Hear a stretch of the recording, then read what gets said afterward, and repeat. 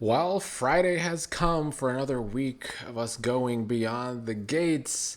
And although this wasn't my favorite week overall, mostly because there was way too much Derek and Ashley and even Andre, today's episode was very entertaining to me, and I enjoyed a lot of what was going down. To start, I guess we must talk about the star of the show, right now. I mean, I still love Eva, but Trisha Mann Grant as Leslie continues to shine quite a bit, and today was definitely no exception. Now, I was worried that Ted and Leslie were having scenes again, and I know there's been some concern about the recast. Even one of my comments yesterday from, let's see, Curtis was that new Ted is a quote unquote pussy, and I think that was their goal. I don't. I like that today with the writing that Ted actually did fight back against Leslie. It was much needed. Their first encounter with new Ted. Ted was definitely written different in trying to be too nice to Leslie all of a sudden. I've seen chatter online that this Ted isn't able to stand up to Leslie as much even today. And I don't know if I agree anymore. I did agree their last scenes together, but a lot of that was the writing. After today, I feel more comfortable in accepting Keith as new Ted. Now, the presence is still different. With old Ted, he would get really upset in scenes with Leslie. But at the end of the day, old Ted still gave in to a lot of Leslie's wishes and still fell for all of Leslie's traps. So I don't think Ted is that much different with a new actor playing him. The writing is still similar except for that first encounter last time.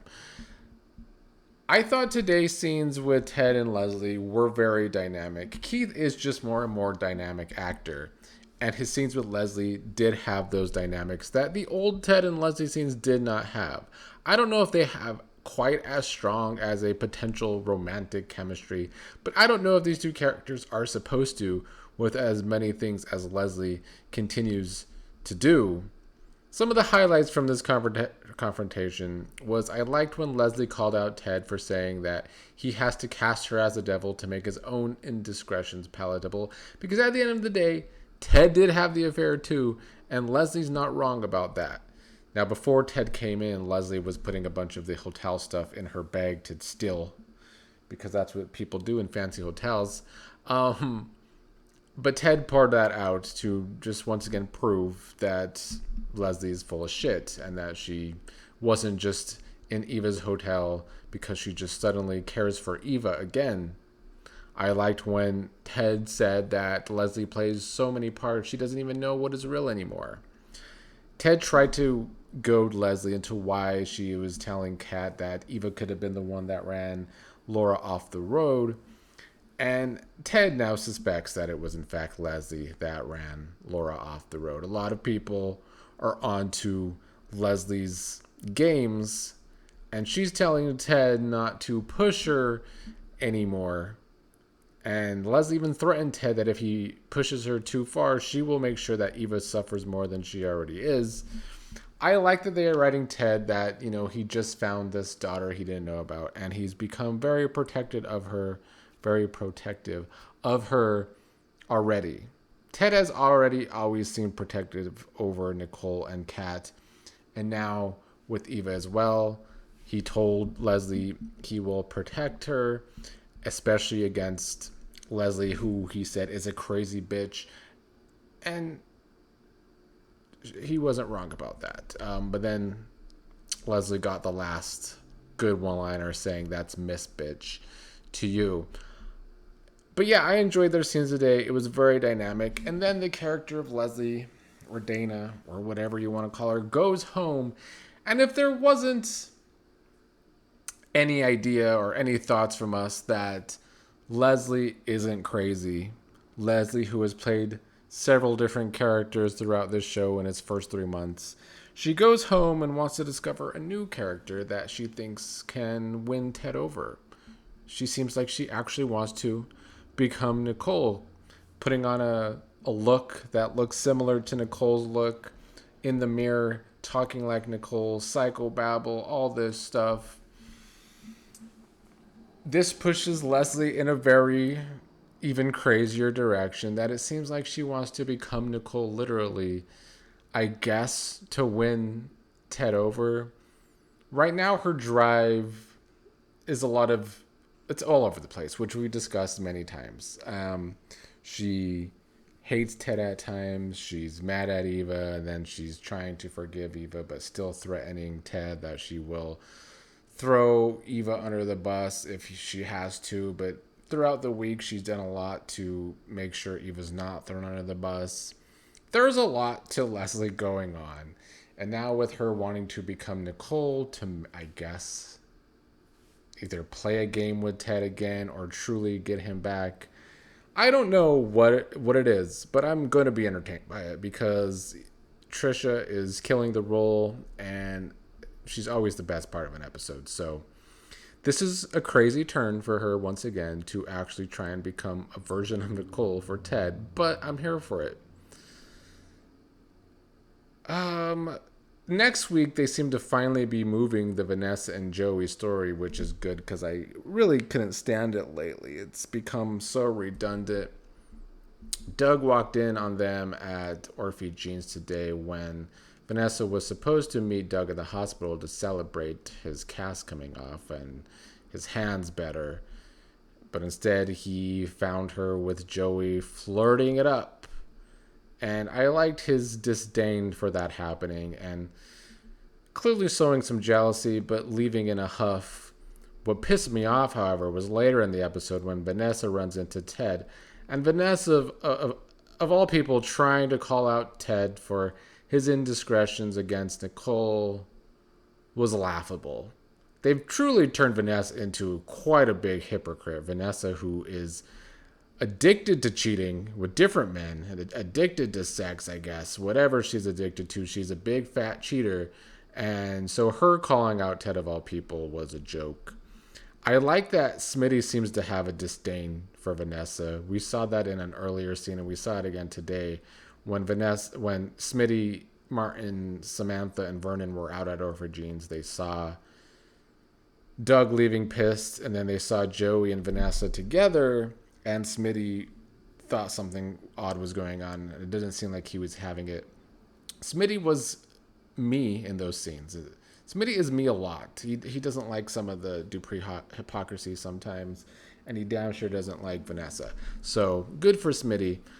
I need Vanessa's world to fall apart sooner rather than later because she's become quite an annoying character for me. I don't like a huge hypocrite, and she's the biggest one going on the show right now, and that's saying a lot when Vernon and Anita still exist.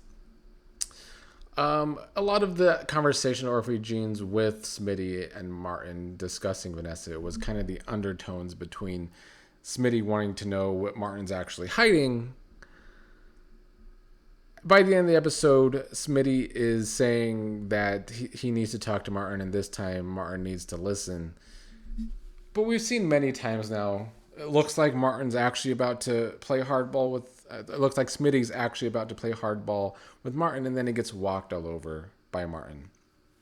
So I hope more of the same doesn't happen there. I hope Smitty actually can push Martin and maybe get the truth out of him. Next week in the preview, it looks like Martin's going to have a big confrontation with Bill. I don't know what that means for Martin's secret. Hopefully it means we are closer to it being exposed for all of our sakes. But any confrontation with Bill is going to be entertaining, so that should be interesting. But I hope they actually write Smitty with a backbone with Martin next week for once. The other thing going on today was Anita and Tracy and this talk about the past and their articulates group. Tracy said that Tracy had a lot of sour grapes, it seemed at first. Anita gets on my nerves, but Tracy was being a little too sour about how Anita became a star and she and Sharon never became a star. But then Tracy did call Anita out because Anita was saying, oh, she made it because she worked so hard. Tracy calls Anita out that she didn't make it because she worked so hard. She made it because she was ruthless, unlike them. And by the end of the episode, Anita admitted that she didn't care what or who she had to sacrifice, and she was sorry that Tracy and Sharon were collateral damage. But then Tracy gives us our cliffhanger of the day, saying it wasn't just them that was collateral damage, was it? So I guess maybe Anita has some secret of her own that might come out. They also continue to play up some producer guy that seems to be responsible for a lot of grief for that group, who I'm assuming will be cast at some point. I am more intrigued by the story now. I still hope this Sharon character is a Spitfire character with good casting. You know, Tracy did great in scenes with Anita today, kind of calling Anita out on her bullshit. But Tracy also has this side to her where she still wants to be friendly with Anita. I need Sharon to be a cold bitch to Anita, similar to the way Anita is with a lot of people that we've seen on the show so far, to a lot of the outsiders that aren't within the gates. So that's what I hope from that story. And that was kind of the main stuff today. Shanice was on today. It was good to see her gossiping about the jealousy going on throughout the hospital. She also continued to say that Andre was cute and she hoped that she would get with Andre, but she didn't want people to be jealous. And I would be all for Shanice and Andre over Ashley and Andre. That's for sure. It would be way more entertaining. But at least we didn't have to deal with Ashley and Derek today.